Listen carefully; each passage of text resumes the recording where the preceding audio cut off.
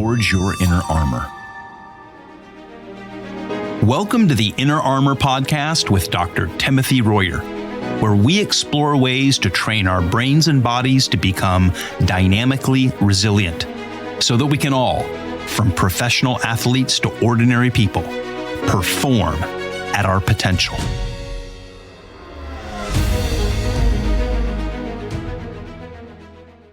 Well, welcome to the Inner Armor Podcast. I'm here with Dr. Royer.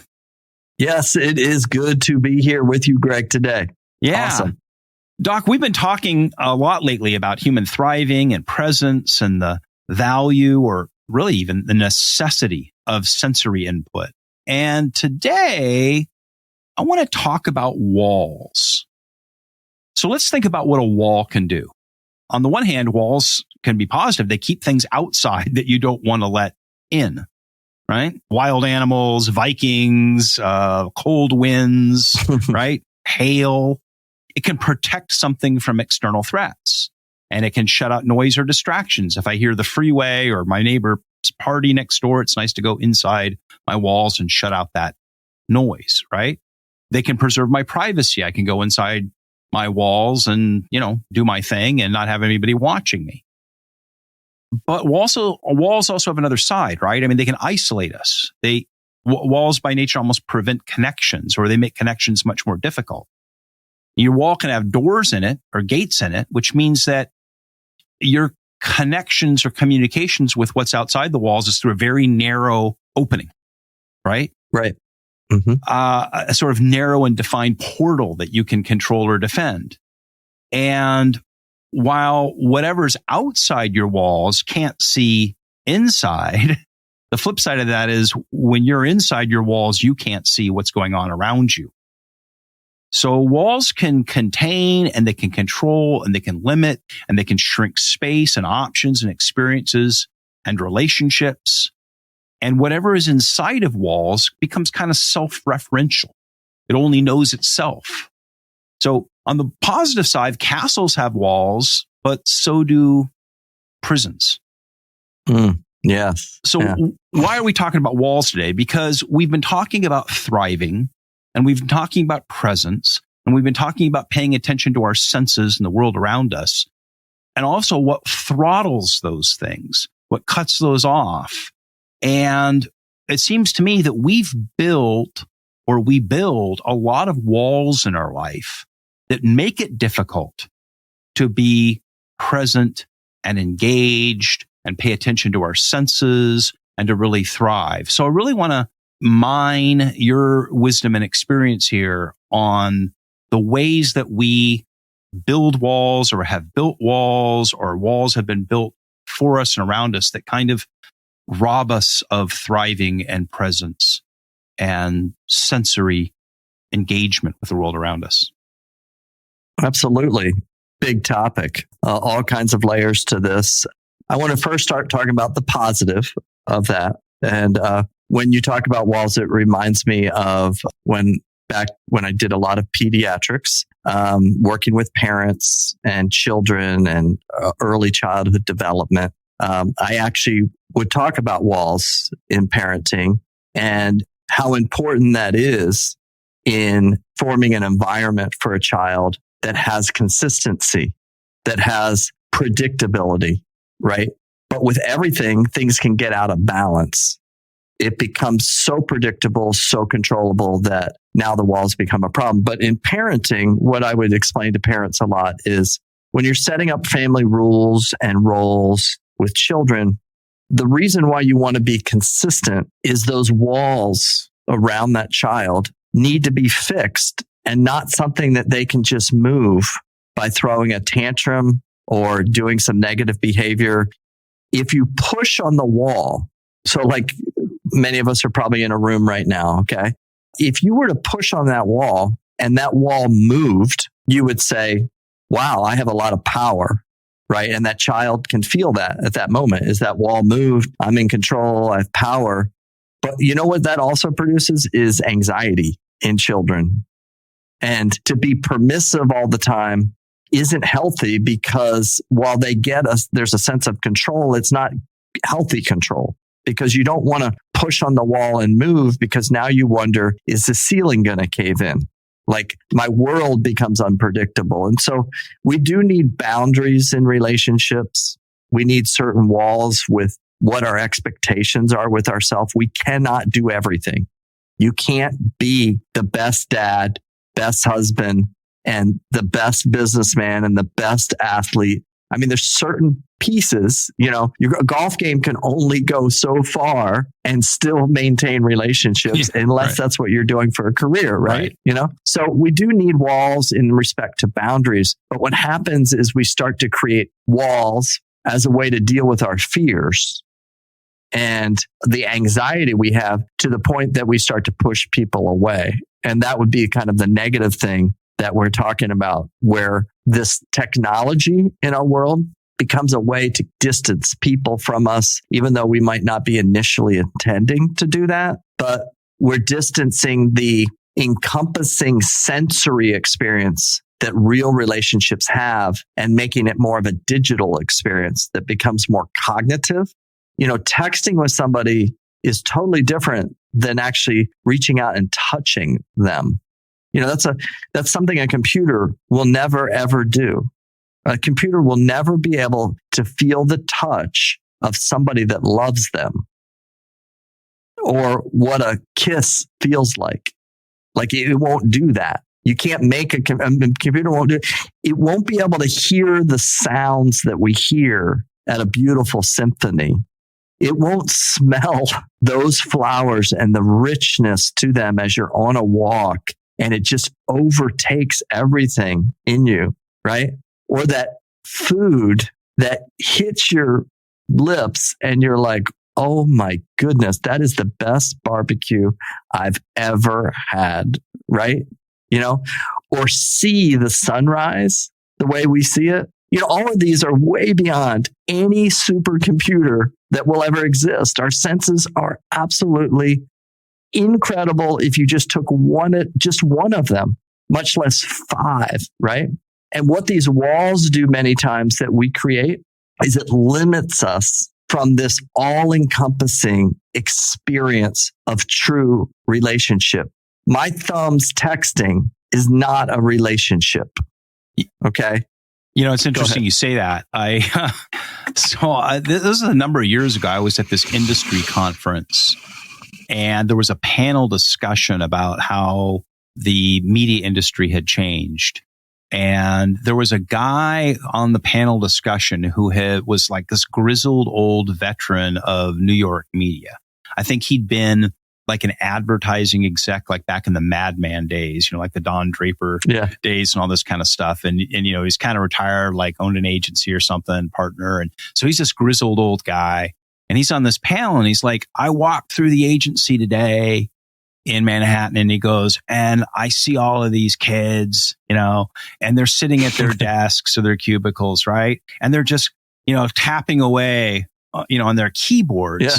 And he'd say, he goes, I'd stop and I go, what are you doing? And they go, I'm emailing or texting or messaging somebody. And who? Her?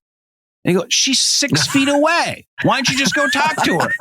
And they go, well, no, we're just messaging back and forth. He goes, why the heck would you go talk to her? He starts, and he goes, what happens is back in my day, we'd have to go get in each other's faces and argue.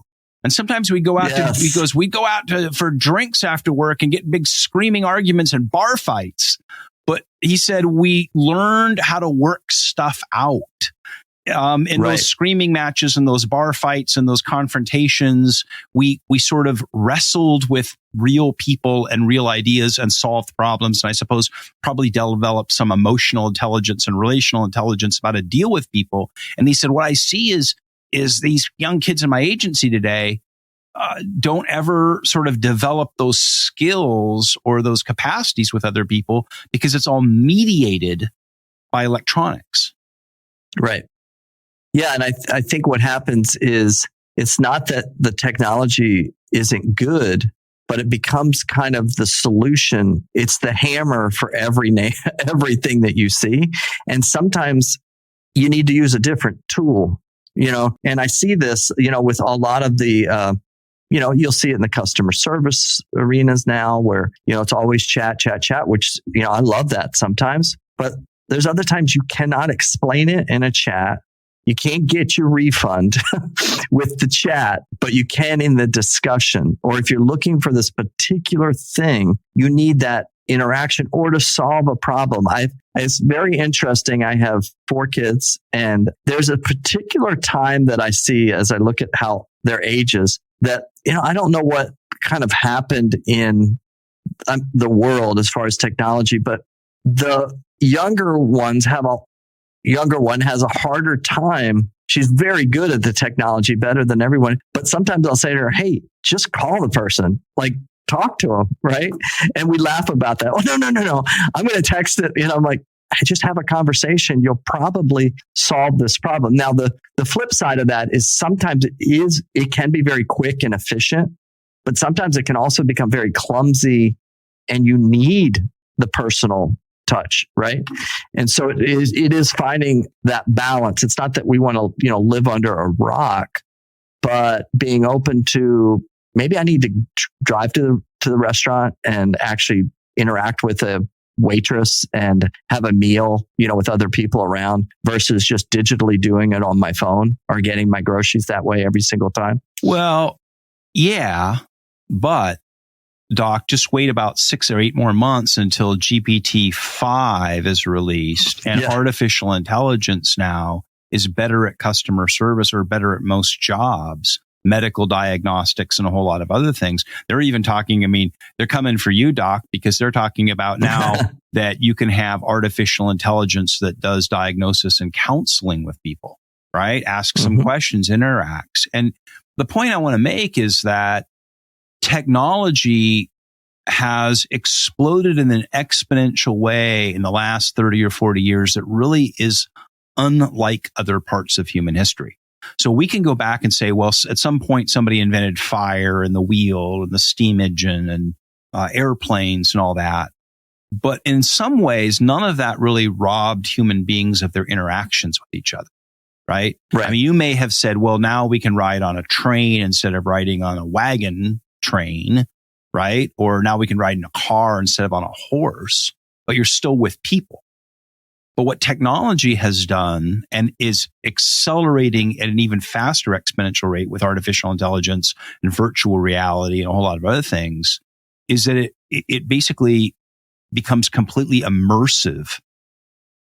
So think about the people who wake up in the morning, some of us, and the first thing you do in the morning is to go out to walk your dog or whatever, and you put on AirPods.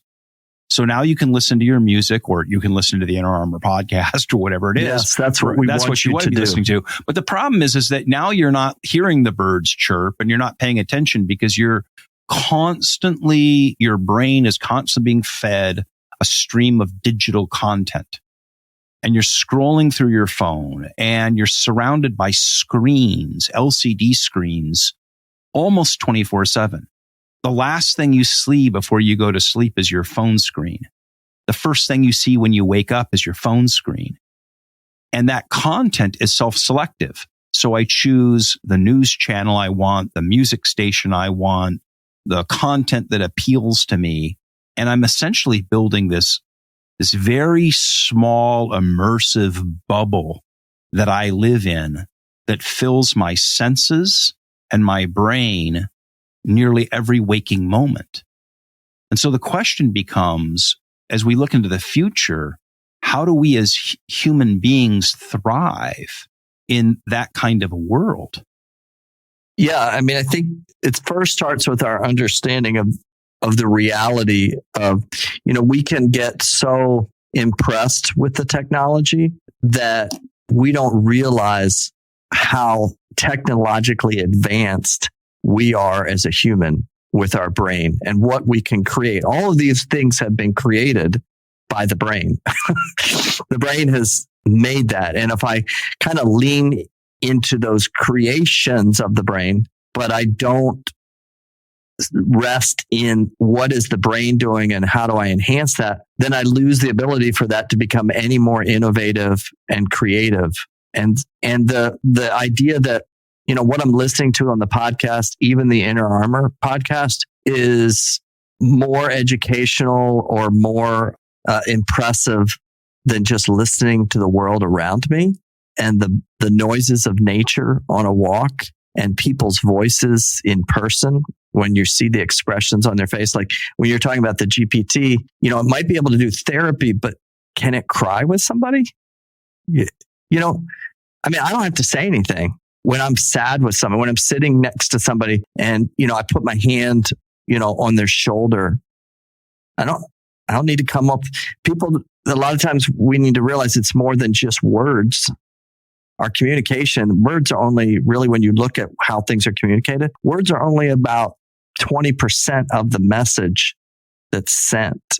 It's emotion, it's connectivity. That's why texting will only go so far. Emails will only go so far. There's so much more to communication than words, and we're lost in that. We've lost the beauty or the art of how amazing I am. And so I fill it with all this other stuff. And we need to lean back into, just take one sense and start to Google that sense and what it can do and the capacity of that sense. And then you got 5 of them plus the brain and this amazing physiological thing that we call the body. It's incredible. And what are we doing to nurture it by just filling it with noise all the time? I know you and I've talked about movies a lot on the podcast, and you remember the movie The Matrix, right? Where, someone's jacked into this thing in the base of their skull with this port, and it creates this immersive world that they live in. And I think that we're in a time where the financial incentive for technology companies and media companies and everything else, in a sense, to sell us that immersive experience, to sell us the Matrix, to want us for every waking moment of our day to be plugged into these immersive bubbles of content. My question is, what does that do to a person? I know that in your career, you've worked with a lot of pediatric patients, right? And so what is the failure to thrive when a child or a person doesn't interact with other people? We were talking about what happened when you put lockdowns on people and you isolated them. Mm-hmm. And so now when people are isolated in their homes, maybe, or isolating themselves in these bubbles, how does that affect the thriving of a human brain, of a human body, of a human spirit, psychologically, physiologically? Is there a sort of a failure to thrive that comes from that? I think we relationally atrophy. We become very poor at relationships if we don't exercise that relational muscle, in a sense, which comes from presence, being available. I mean, we all just didn't completely stop relationships during the pandemic. We found digital ways to maintain those relationships, but that's not how those relationships are formed or sustained over the long haul. It was kind of like an ambulance that we needed to get into to use Zoom and Teams and those kind of things. But if you stay in that world, the relationships will only go so far because you're not engaging the full senses of being with that person. And in business negotiations, in sustaining long-term relationships, you just become a number on a page versus the handshake, the interaction, the trip across the country to actually meet with that person. And I get it. And I try to do as much as I can digitally, but I also factor in, I need these relational interactions to sustain long-term relationships, to keep those long-term relationships going. I need to see the person, being present with them, my body and their body, because there's something about that, because I'm engaging all 5 of these senses, not just sight and sound, but the other senses that are taking things in. And I think what happens is a lot of times we engage in this stuff because maybe it might be easier. It doesn't take as much work or energy.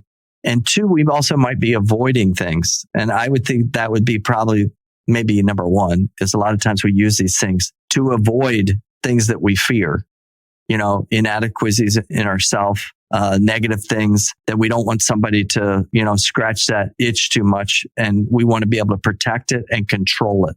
I can control the phone and move to the next app. I can decide to respond to that text now or later. If I'm face to face with somebody, I got to deal with reality. My relationship will go stronger, and that relationship will make me healthier. But digitally, we tend to try to control it more because we're probably avoiding some fear, some inadequacy, and we're seeking for control in our environment. When you look back at dysfunction, so let's take a child that's raised maybe without a lot of human interaction. Maybe it's a child who from very early age is stuck in front of a computer and a TV set or whatever, locked in a house or an apartment, doesn't really see people, doesn't get out in the world, right? And I know there are children, sadly, that are raised this way. And how does that alter their brain and their even capacity as they get older to develop? Because aren't there critical stimuluses or stimuli that need to happen at developmental stages?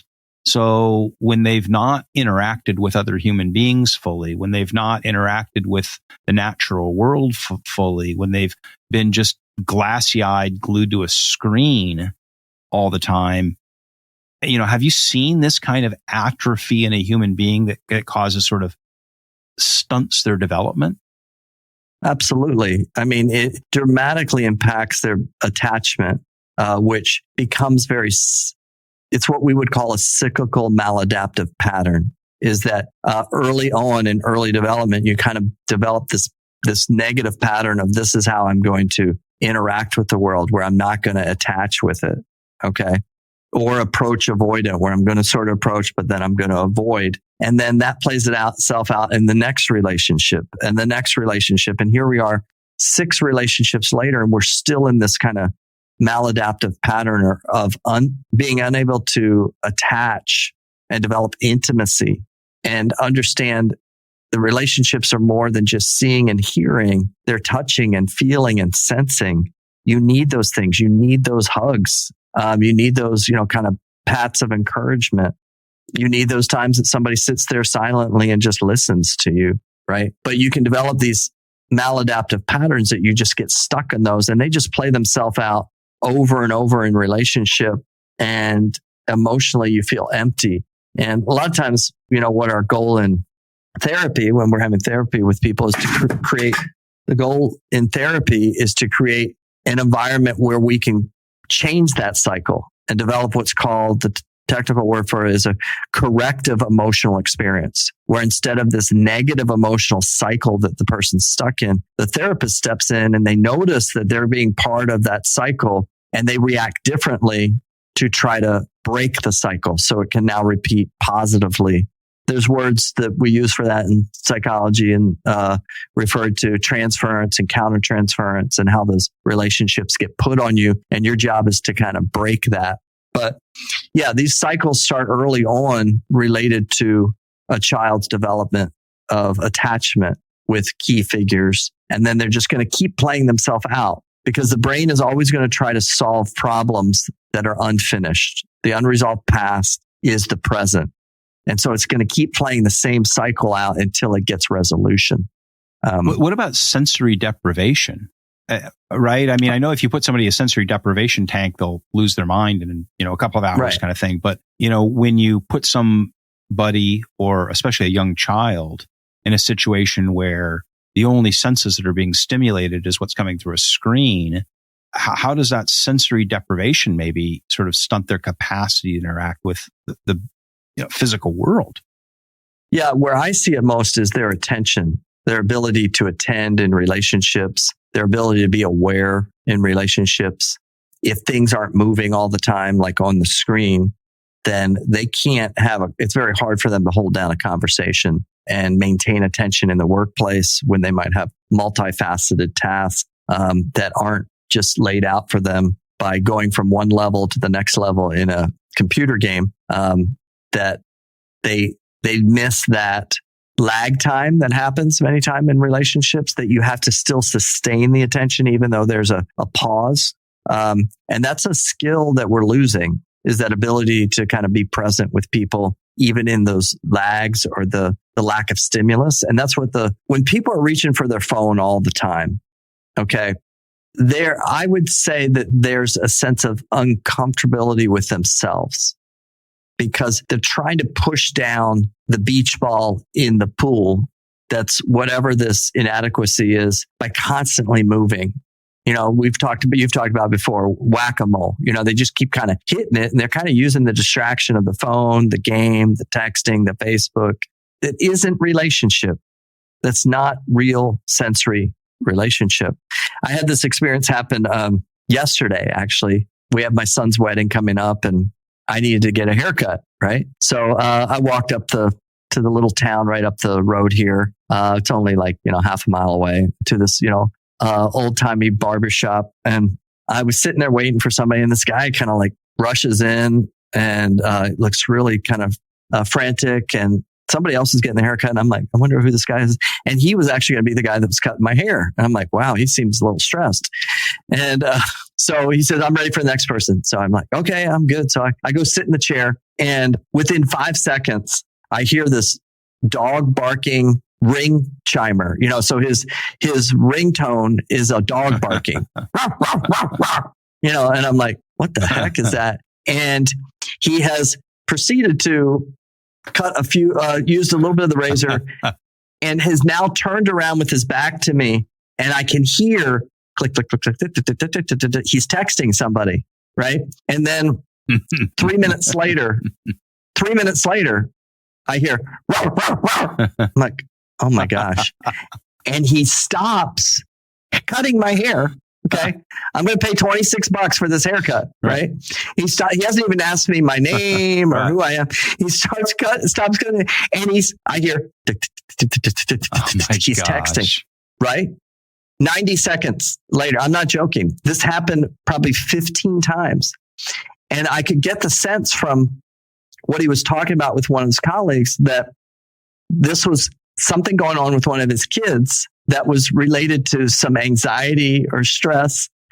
And I had to kind of chuckle to myself, like, this guy doesn't realize that sitting in the chair here is somebody who's a pediatric neuropsychologist for over 30 years, who's seen 70,000 brains, and very likely, and I'm not being presumptuous here, very likely I can help him solve this problem that he's having, but he's so distracted by this phone and what's going on when he's supposed to be providing a service. He's going to completely miss right in front of him an opportunity. He doesn't have to pay for it, right? He's got a captive audience. He has me in his chair with razors in his hand. Like, I'm going to, listen to him, right? But I just had to chuckle, like, wow, isn't that symbolic of our culture? Is like, the answers and the intimacy and the love and the depth of relationship is right there, but it's going to take some work. If we put down our walls and we'd stop like controlling everything around us and just open our eyes, it's like right there. More than you'll ever get from any of that stuff is in relationship. You think about what was the Tom Hanks movie where he was on the island? Oh, the Castaway, yeah. Castaway, right? And he's figured it all out. He's figured out fire, water, food. He's got it all figured out. But what is he missing? Relationship, right? And what does he do? He gets the volleyball, right? Wilson. And he makes a face on the volleyball, right? And he's talking to Wilson. And he's literally making a relationship with this volleyball, right? And there's a great scene, if you remember from Castaway, where he's finally built the raft. He's got Wilson on the raft. He's talking to Wilson, and they're almost off of this island, that's just destroyed his life, right? And he's just about gone, and the Wilson gets knocked off the raft. You remember that? right? And he's screaming. I mean, it almost brought me to tears, right? He's screaming, Wilson, Wilson. You know, I'm sitting in the movie theater and I'm like, I'm getting choked up. And I'm like, it's a volleyball. Okay. But he was willing to turn around and maybe go back because of relationship, but it was a pseudo relationship, and he kept moving forward into the storm, even though it was comfortable, so he could get to real relationship. Wow. Right? And how many Wilsons do we create in our lives? Wow. What a great Wilson here, story. Wilson there. But where's the real relationship? And those, not that Wilson wasn't helpful for him, right? Psychologically, emotionally, it provided structure and some emotional stability for him. But he would have stayed on the island if Wilson was meeting all of his needs. Yeah. Right? But Wilson couldn't touch him. Wilson couldn't share a meal with him. Couldn't talk back. Okay. Couldn't talk back. Couldn't sing a song. You know, couldn't say, I love you. Right? So he gave that up and he went into the storm and sacrificed his life so it wouldn't be Wilson, but it would be something else. Right? And so I would ask our listeners, is it Wilson or is it real people? Yeah. You know, and what are you using Wilsons for? What are you running from or avoiding? There's a necessary resource to using these things. And I'm not opposed to that, but do they now become toxic to us to the point that we never leave the island? We're stuck on the island because we think, oh, this meets all my needs. My texting, my Facebook, my Instagram, my Twitter. Look how many followers I got. That's not relationship. Wow. What a couple of great illustrations back to back. But I'm just so curious how the haircut turned out and whether like it's lopsided or not, because this guy was. Well, the user can't see it, but I have a hat on right now. Right? Yeah. You wonder why is Doc wearing I was that wondering hat? why Doc was wearing a hat. Now I know. Yeah. It's because of the haircut. No, and to be honest, we live in a apartment currently as we're building a house up in Charlotte area, and we're up on the 14th floor. So to take the dog out, I got to go down. To go to the grocery store, I got to go up and down the elevator. The other day, got on the elevator, hit the third floor. Somebody gets on the elevator. You know what the first thing I did? I reached for my pocket and started looking at my phone. Right. Like, I'm not perfect in this, but then I asked myself, what the heck are you doing? Like, this is a human being that is one of the most amazing things in the universe.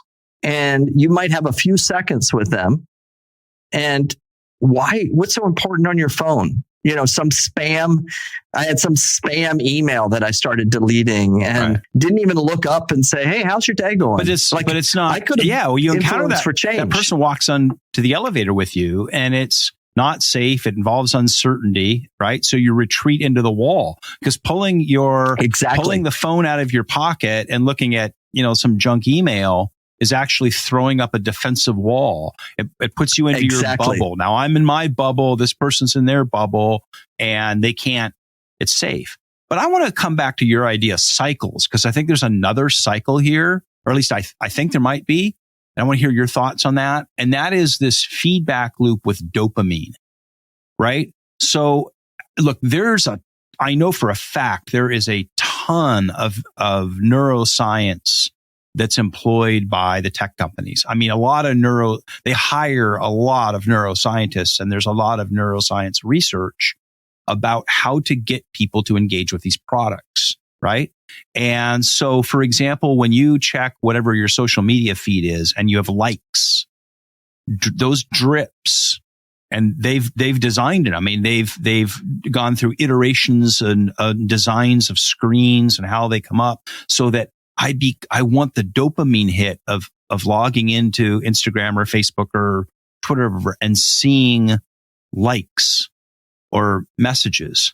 I love the idea that there's another new thing. And so it becomes this feedback loop because I got to check to see, I haven't checked my mail in the last 5 minutes, but maybe a new piece of mail came in and that's exciting. or I haven't checked my social media feed for a few minutes. And when I do, ooh, look, I have 9 likes. And that keeps me coming back for more, right? So this dopamine cycle, it's literally a drug addiction, right? I mean, dopamine is a drug that hits my brain. Absolutely. And so it changes our brain structure and it alters our neural pathways because we want more of that drip, that dopamine drip. And so some of these technological products provide those dopamine hits. It can be how many likes did I get on Instagram or whatever. It can also be going back to the pornography website on my phone or checking my mail or whatever it is. But it begins to alter my neural pathways in the same way that taking shots of cocaine does. Right? So I've become addicted to that dopamine hit. Can you talk about that? Because I think, I know for a fact that the tech companies have designed these products to become addictive. Yeah. I mean, we know that ringtone on the phone for people who are using the phone all the time create these dopamine surges every time that it chimes, or in the guy's the dog one, right? That if I could measure dopamine reaction at that moment in time, or even just look at brainwave activity, I would see a excitability that happens instantaneously, more so than many street drugs. And there was a study a while back where they looked at high social media users and took their phones away. And within 72 hours, they started exhibiting signs of clinical depression because they were so addicted to that dopamine. There is a great book that I'd recommend listeners to read called A Deadly Wandering. And it's a fantastic book about how our neurophysiology literally gets altered by these different things that we're engaging with to the point that it becomes toxic on our system. And not only releasing dopamine, but cortisol gets released, which is the activation of the HPA axis, which is releasing too much adrenaline. And we get addicted to that adrenaline. And then over time, that puts us in a constant sympathetic state, which can literally lead to chronic illnesses. Our listener out there, your sleep problem may be completely related to how much time you're spending on social media or how many of these walls and other things that you're doing. The wall can be your work too, right? Like you're so obsessed with work, or it could be the stock market or whatever it is, but you're losing this ability that your brain and body has to be multifaceted and to be intimately engaged in relationships around you, where you're sensory loaded in these relationships, not sensory deprived. And that's how I'd kind of look at, let me look at my relationships, what I'm doing, what is engaging all of my senses, and what is controlling that. I know people that become addicted to the dopamine hit of the breaking news chime. So they watch whatever side of the political aisle they're on, they watch their favorite cable news station. And like about every 10 minutes, it's like, breaking news. Some politician said something, right? And it's like, oh my gosh, what happened? What happened? See, I think where I'm going with this is that when it's this funny thing, because when you explain these bubbles or these walls that we live in, it's almost like if I'm a listener, I go, well, when you put it that way, it sounds stupid, right? Like, why would I want to do that? I go, yeah, but it's actually enticing to live in these walls. Like you get fed by it. You get fed dopamine. You get fed these things. So yeah, I mean, in abstraction, it sounds dumb. Why would we live in these walls? But those walls, when you're in them, they're comfortable. They're embryonic, right? You're in there and you're getting your dopamine drip all the time. And meanwhile, the world is going by without you. Right. And I also think another factor in it is boredom. I think we don't understand many times the concept of vision or passion or a goal that I'm driving to. We become kind of numb to what's this bigger calling that I have and what is it that I'm going after. I was recently doing, we're building this house and I was doing all the trim work in it, hanging all the doors, doing the trim work. And these were like 12-hour days. 3 weeks went by. I don't think I looked at one Twitter, Instagram, Facebook, anything. And you know what? I actually was still alive. I know it's hard to believe. And I still had relationships. And I actually was a little bit more fit after the 3 weeks of, working. And why did those things fade away during those 3 weeks? I was like laser focused on something I'm trying to accomplish. And I knew it was going to take physical work. It was going to take my senses to do it. And it was actually extremely rewarding. Yes, I could have probably seen 3,000 Instagram posts during that time, but my life is better for shifting my focus. And maybe it's just a season that you have, like go after a goal and stay on that goal and stop drifting into kind of this boredom, like, okay, now it's time to scroll because my Netflix series is over. So now I've got something else to do. Is there anything going on in the world that you could be involved in or in people's lives that you could actually transform and have a ripple effect on the world around you and get that passion going? I don't know what that is, but get it going and feed it, go for it. You've hit on something really important here, which is that these walls or these technological bubbles are a luxury good. For a society where we don't have to work that hard to survive. I mean, if you went back 100 years or 1,000 years and I had to go out every day and plow the field or build the house or, hunt for food or whatever, work in, whatever I do, I was a cobbler and I had to make shoes or whatever. I was physically engaged with the physical world around me because it took me applying myself in it for 12 hours just to survive. And now we don't have to. And the curve of technology where artificial intelligence is going to make so many people's jobs either easier or irrelevant. And now what do I do with all of this time? I fill it. I have to fill it somehow. So it seems to me there's a deliberate choice that we have, which is how do we fill the luxury that the 21st century has given us, the luxury of time? And do we fill it with something constructive or do we fill it with these dopamine drips? Well, this is good stuff, Doc. True. It's, we really, really need to stay on this in our own individual lives and stay on this too. And so give us some advice. If somebody's listening to this and goes, man, I need to make some changes. What can they do? How can Inner Armor help them? Yeah. So Inner Armor we're going to go upstream. And we're going to work with some of these habitual responses that you developed in your body and your brain that are primarily relying on dopamine and adrenaline and those things to keep you going, and bring the body and brain in a much more balanced state through the technology and our assessments so that you can see what you're doing and that these things don't become crutches for you, but maybe they're tools that you use for bigger goals. And Inner Armor can bring the brain into balance, improve your focus, improve the power, resilience that you have, and also the precision of everything that you're doing. So, we have great in-home program where you can rent these tools and use them, and you have coaches available to you. If you go to forgeinnerarmor.com, and then also get the book, read the book.